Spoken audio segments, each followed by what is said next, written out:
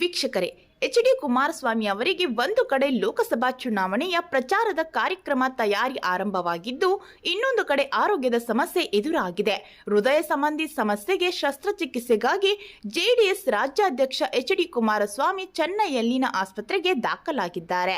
ಸದ್ಯ ಕುಮಾರಸ್ವಾಮಿ ಅವರ ಆರೋಗ್ಯ ಸ್ಥಿತಿ ಏನಾಗಿದೆ ಮತ್ತು ನಟಿ ರಾಧಿಕಾ ಕುಮಾರಸ್ವಾಮಿ ಅವರು ಕುಮಾರಸ್ವಾಮಿ ಅವರ ಬಗ್ಗೆ ಹೇಳಿದ್ದೇನು ಎಂಬ ಸಂಪೂರ್ಣ ಮಾಹಿತಿಯನ್ನು ಈ ವಿಡಿಯೋದಲ್ಲಿ ನೋಡೋಣ ಬನ್ನಿ.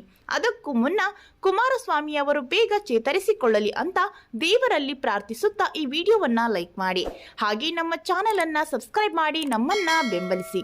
ಹೌದು, ಮಂಗಳವಾರ ಮಧ್ಯಾಹ್ನ ಚೆನ್ನೈಗೆ ತೆರಳಿದ ಕುಮಾರಸ್ವಾಮಿ ಅವರು ಖಾಸಗಿ ಆಸ್ಪತ್ರೆಯಲ್ಲಿ ಚಿಕಿತ್ಸೆಗೊಳಗಾಗಿದ್ದು, ವೈದ್ಯರು ಆರೋಗ್ಯ ತಪಾಸಣೆ ನಡೆಸಿ ಕೆಲವು ಪರೀಕ್ಷೆಗಳನ್ನ ನಡೆಸಿದ್ದಾರೆ. ಗುರುವಾರ ಅಂದರೆ 21ನೇ ತಾರೀಕು ಶಸ್ತ್ರಚಿಕಿತ್ಸೆ ನಡೆಸಲಾಗುತ್ತಿದ್ದು, ಬಳಿಕ 3-4 ದಿನಗಳವರೆಗೆ ಆಸ್ಪತ್ರೆಯಲ್ಲಿ ವಿಶ್ರಾಂತಿ ಪಡೆದುಕೊಳ್ಳಲಿದ್ದಾರೆ. 25ರಂದು ಬೆಂಗಳೂರಿಗೆ ಹಿಂತಿರುಗಲಿದ್ದಾರೆ ಎಂದು ಮೂಲಗಳು ತಿಳಿಸಿವೆ. ಶಸ್ತ್ರಚಿಕಿತ್ಸೆ ಕುರಿತು ಮಂಗಳವಾರ ಸುದ್ದಿಗಾರರ ಜೊತೆ ಮಾತನಾಡಿದ ಕುಮಾರಸ್ವಾಮಿ, ಹೃದಯ ಸಂಬಂಧಿ ಸಮಸ್ಯೆ ನನಗೆ ಹುಟ್ಟಿದಾಗಿನಿಂದಲೂ ಇದೆ.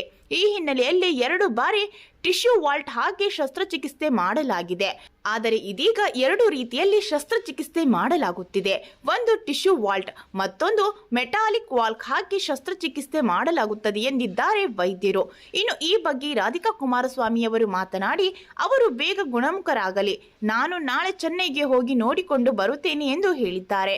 ಏನೇ ಆದರೂ ಹಿರಿಯ ರಾಜಕಾರಣಿ ಕುಮಾರಸ್ವಾಮಿ ಅವರು ಬೇಗ ಗುಣಮುಖರಾಗಲಿ ಅಂತ ಗೆಟ್ ವೆಲ್ ಸೂನ್ ಎಂದು ಕಮೆಂಟ್ ಮಾಡಿ. ಧನ್ಯವಾದಗಳು.